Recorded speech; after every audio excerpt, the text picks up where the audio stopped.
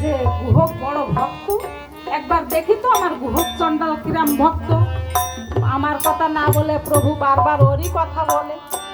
এখন হনুমান কি করছে, ছোট্ট একটা মর্কট রূপ ধারণ করেছে, করে ওই গুহকের উঠানে যে গাছে বসে আছে। গুহক কি করছিল, পাত্র মিত্র গণ নিয়ে রাম গুণাগুণ কীর্তন করছিল।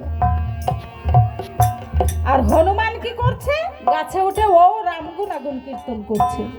গুহক মনে মনে চিন্তা করছে কে রাম গুণাগুণ করছে, বাইরে এসে দেখে কেউ নেই। গুহক মনে মনে চিন্তা করছে প্রভু এসেছিল, আমাকে দেখা না দিয়েই চলে গেছে।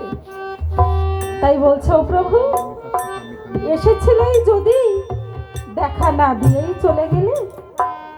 গুহক কান্না করে গড়াগড়ি যাচ্ছে। হনুমান আর সহ্য করতে পারছে না, গাছ থেকে টুপুক করে লাফ দিয়েছে।